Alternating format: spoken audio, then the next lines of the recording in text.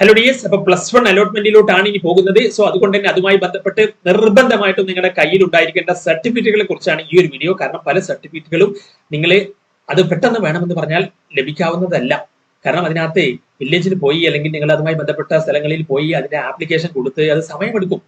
അതുകൊണ്ട് തന്നെ അതിനുള്ള കാര്യങ്ങളൊക്കെ ഇപ്പോഴേ ചെയ്തു വെക്കുക. കാരണം ആ സമയത്ത് കിട്ടിയില്ല എന്ന് പറഞ്ഞു കഴിഞ്ഞാൽ പിന്നെ നിങ്ങൾക്ക് ബുദ്ധിമുട്ടാവും. അപ്പം അതുമായി ബന്ധപ്പെട്ടിട്ട് നിങ്ങളുടെ കയ്യിൽ ഉണ്ടായിരിക്കേണ്ട സർട്ടിഫിക്കറ്റുകളെ കുറിച്ചാണ് ഈ ഒരു വീഡിയോ. അപ്പൊ ഇതിനകത്ത് ഈ സർട്ടിഫിക്കറ്റുകൾ മാത്രമല്ല, ഇനിയും അതിനകത്ത് ഇമ്പോർട്ടന്റ് ആയിട്ടുള്ള സർട്ടിഫിക്കറ്റുകൾ ഉണ്ട്. അതെല്ലാം ഞാൻ പറയാം. നിങ്ങളിപ്പം അലോട്ട്മെന്റുമായി ബന്ധപ്പെട്ടുള്ള അപ്ഡേറ്റുകൾ കാര്യങ്ങൾക്കൊക്കെ വേണ്ടിയിട്ട് നമ്മുടെ ചാനൽ അതിനകത്ത് സബ്സ്ക്രൈബ് ചെയ്ത് വെച്ചോളൂ. നിങ്ങൾക്ക് വളരെ യൂസ്ഫുൾ ആയിരിക്കും. മാത്രമല്ല നമ്മുടെ കമ്മ്യൂണിറ്റി അതിനകത്തുണ്ട്, ഒരു വാട്സ്ആപ്പ് കമ്മ്യൂണിറ്റി. ഇപ്പൊ നിങ്ങൾ ഇപ്പം അലോട്ട്മെന്റ് ഒക്കെ കഴിഞ്ഞ് +1 പോവുക. അപ്പം അതിനകത്ത് ഒരുപാട് യൂസ്ഫുൾ ആയിട്ടുള്ള കാര്യങ്ങൾ നിങ്ങൾ എങ്ങനെ പഠിക്കണം, ഫിസിക്സ് ആണെങ്കിലും കെമിസ്ട്രി ആണെങ്കിലും ബയോളജി ആണെങ്കിലും മാത്സ് ആണെങ്കിലും ഒക്കെ എങ്ങനെ പഠിക്കണം, അതുപോലെ തന്നെ ഫ്രീ ആയിട്ടുള്ള മെറ്റീരിയൽസ് കാര്യങ്ങളൊക്കെ നമ്മുടെ വാട്സ്ആപ്പ് കമ്മ്യൂണിറ്റിയിൽ അതിനകത്ത് നിങ്ങൾക്ക് ലഭിക്കും.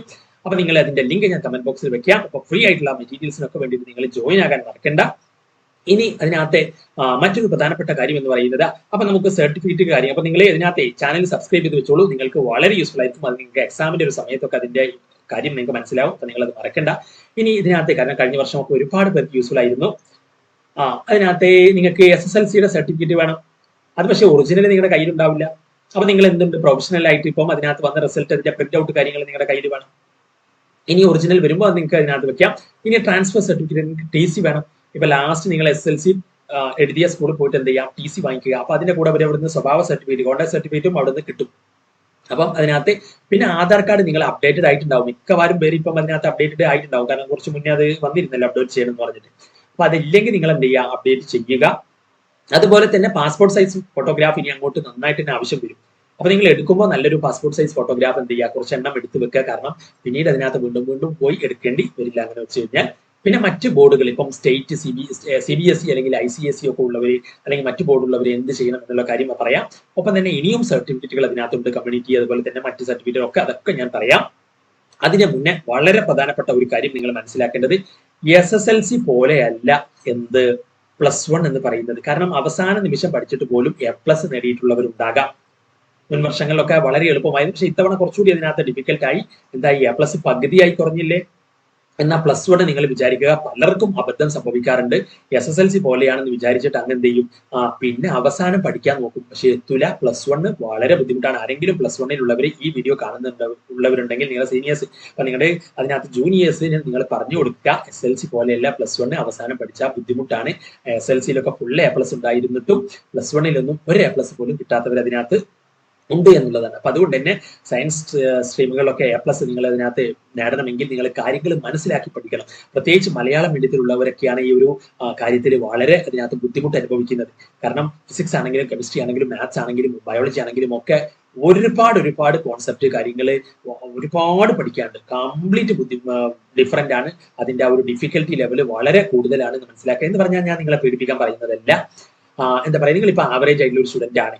അപ്പൊ നിങ്ങൾ പക്ഷേ സയൻസ് എടുത്ത് പഠിക്കാൻ ആഗ്രഹിക്കുന്നുണ്ട്, എന്നാലും നിങ്ങൾ പേടിക്കേണ്ട. ബട്ടണിൽ ഇപ്പൊ ഒരു വീഡിയോ വരും.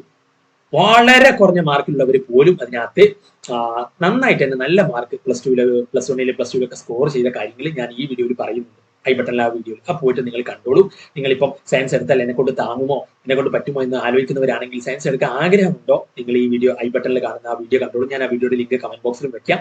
അപ്പൊ അതിനകത്ത് പറയുന്നുണ്ട് ബുദ്ധിമുട്ടുള്ള സ്റ്റുഡൻസ് പോലും നല്ല മാർക്കിലോട്ട് എത്താൻ സാധിച്ച കാര്യങ്ങളെ കുറിച്ചൊക്കെ. അപ്പൊ അതിനകത്ത് ആ വീഡിയോ നിങ്ങൾ കണ്ടോളൂ കേട്ടോ. അപ്പൊ അതുപോലെ തന്നെ ഇനിയിപ്പം ഇങ്ങനെ അതിനകത്ത് ഞാൻ പറയുന്നത് എന്താന്ന് വെച്ച് കഴിഞ്ഞാൽ, നമ്മുടെ റിസൾട്ട് കാര്യങ്ങളെ കുറിച്ചും അതുപോലെ തന്നെ നിങ്ങൾ സിമ്പിൾ ആക്കിയിട്ട് നമ്മൾ മലയാളം എഴുതിലൊക്കെ പഠിച്ചവരെ ഫോക്കസ് ചെയ്തിട്ട് ഇപ്പം ആവറേജ് ആയിട്ടുള്ള എന്നെ കൊണ്ട് പറ്റുമോ അല്ലെങ്കിൽ പഠിക്കാൻ ബുദ്ധിമുട്ട് അനുഭവിക്കുന്നവര് അങ്ങനെയൊക്കെ തോന്നുന്നവരാണെങ്കിൽ, നിങ്ങൾക്ക് അതിനകത്ത് നമ്മൾ സിമ്പിൾ ആക്കിയിട്ട് മലയാളത്തിൽ വരെ പറഞ്ഞ് ക്ലാസ് എടുക്കുന്ന രീതിയിലുള്ള ബാച്ച് കാര്യങ്ങളുണ്ട്. അപ്പൊ നിങ്ങൾ അതിനകത്ത് +1 ബന്ധപ്പെട്ട സബ്ജക്റ്റുകളിൽ നിങ്ങൾ അതിനകത്ത് ക്ലാസ്സുകൾ നിങ്ങൾ ആവശ്യമുണ്ടെങ്കിൽ നിങ്ങൾക്ക് ഈ നമ്പറിൽ എന്നെ കോൺടാക്ട് ചെയ്യുക. ഡെമോ ക്ലാസ് ഉണ്ട്, അത് കേട്ട് നിങ്ങൾക്ക് ക്ലാസ് കൊള്ളാം അടിപൊളിയാണ് എന്നുണ്ടെങ്കിൽ മാത്രം ജോയിൻ ആയാൽ മതി. കാരണം നിങ്ങൾക്ക് അതിനകത്ത് എവിടെ പോകുമ്പോഴും നിങ്ങൾ ഡെമോ അതിനകത്ത് അറ്റൻഡ് ചെയ്യുക. ഡെമോ എന്ന് പറഞ്ഞാൽ ഇതിനകത്ത് എളുപ്പമുള്ള ചാപ്റ്ററിന്റെ ഡെമോ അല്ല, ബുദ്ധിമുട്ടുള്ള ചാപ്റ്ററിന് എന്ത് ചെയ്യുക, ഡെമോ അതിനകത്ത് ആവശ്യപ്പെടും.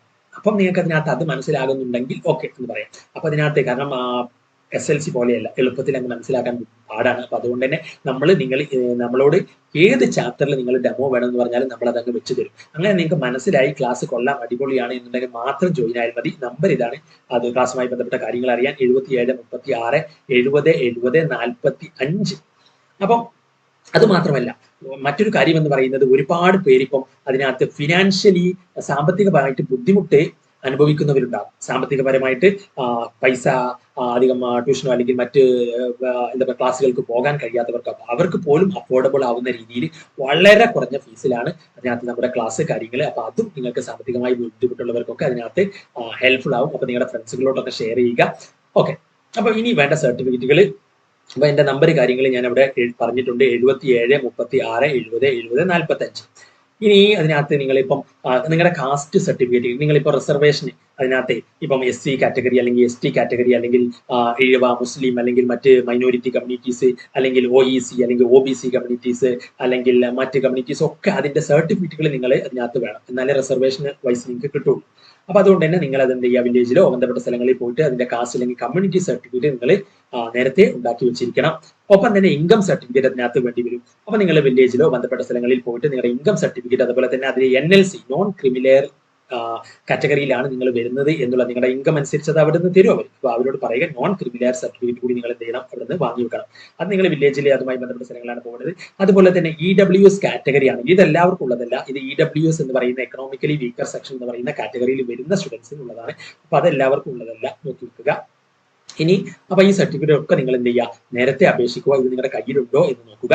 ഇനി അതിനകത്ത് മറ്റ് ബോണസ് സർട്ടിഫിക്കറ്റുകൾ എന്ന് പറയുമ്പോൾ നിങ്ങൾക്ക് ഇതിനകത്ത് ഇപ്പം NCCയുടെ അതുപോലെ തന്നെ NSSന്റെ സർട്ടിഫിക്കറ്റുകൾ അല്ലെങ്കിൽ സ്കൗട്ട് ഗൈഡ് അല്ലെങ്കിൽ പ്രസിഡന്റിന്റെ ഒക്കെ മെഡലോ അങ്ങനെയൊക്കെ കിട്ടിയവർക്ക് അതുമായി ബന്ധപ്പെട്ട സർട്ടിഫിക്കറ്റ് ഉണ്ടെങ്കിൽ അത്, പിന്നെ സ്പെഷ്യൽ പോലീസ് കാഡറ്റിൽ അതിനകത്ത് ഉള്ളവരാണെങ്കിൽ അതിന്റെ സർട്ടിഫിക്കറ്റുകൾ, ഇനിയിപ്പോ സ്പോർട്സിലുള്ളവർ, ഇതൊന്നും എല്ലാവർക്കും ഉള്ളതല്ല, അത് ഉള്ളവർക്ക് സ്പോർട്സിൽ എന്തെങ്കിലും ഉണ്ടെങ്കിൽ അതിന്റെ സർട്ടിഫിക്കറ്റ്, പിന്നെ എക്സ് സർവീസ്മാൻ കാറ്റഗറിയിലുള്ളവരാണെങ്കിൽ അതിന്റെ സർട്ടിഫിക്കറ്റ്, അല്ലെങ്കിൽ മെഡിക്കലി എന്തെങ്കിലും പ്രശ്നമുള്ളവർ, പിന്നെ ഇത്ര ശതമാനം പ്രശ്നങ്ങളുള്ളവർ എന്നുള്ള രീതിയിൽ അവർക്കൊക്കെ റിസർവേഷൻ കാര്യങ്ങളുണ്ട്. അപ്പൊ ഡിഫറെന്റ് ഏബിൾഡ് ആയിട്ടുള്ള കാൻഡിഡേറ്റ്സ് ആണെങ്കിൽ നിങ്ങളുടെ മെഡിക്കൽ സർട്ടിഫിക്കറ്റ് ഒക്കെ നിങ്ങൾക്ക് അതിനകത്ത് വേണ്ടി വരും.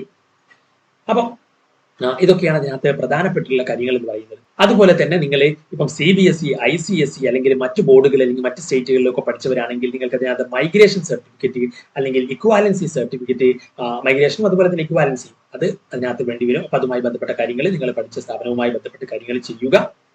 അപ്പം ഇനി എന്തെങ്കിലും സംശയങ്ങൾ കാര്യങ്ങളുണ്ടെങ്കിൽ കമന്റ് ആയിട്ട് ചോദിക്കുക. നിങ്ങളുടെ സപ്പോർട്ടാണ് എല്ലാം. ഞാൻ പറഞ്ഞ കമ്മ്യൂണിറ്റിയിൽ ജോയിൻ ആകാൻ മറക്കണ്ട, നിങ്ങൾക്ക് വളരെ യൂസ്ഫുൾ ആയിരിക്കും. ഒപ്പം ചാനൽ നിങ്ങൾ സബ്സ്ക്രൈബ് ചെയ്ത് വെച്ചോളൂ. കാരണം എക്സാമിന്റെ സമയത്തൊക്കെ നിങ്ങൾക്ക് വളരെ വളരെ യൂസ്ഫുൾ ആയിരിക്കും എന്ന കാര്യം ഞാൻ ഉറപ്പ് തരുന്നു. മാത്രമല്ല കമ്മ്യൂണിറ്റിയിൽ ഒരുപാട് ഫ്രീ മെറ്റീരിയൽസ് കിട്ടും. അപ്പൊ അതിനൊക്കെ വേണ്ടിയിട്ട് കമ്മ്യൂണിറ്റി ജോയിൻ ആകാൻ മറക്കണ്ട. നിങ്ങളുടെ സപ്പോർട്ടാണ് എല്ലാം. അപ്പൊ ലൈക്ക്, കമന്റ്, ഷെയർ മാക്സിമം നിങ്ങളുടെ ഫ്രണ്ട്സുകളോടൊക്കെ ഷെയർ ചെയ്യുക. That's all. Thanks for watching.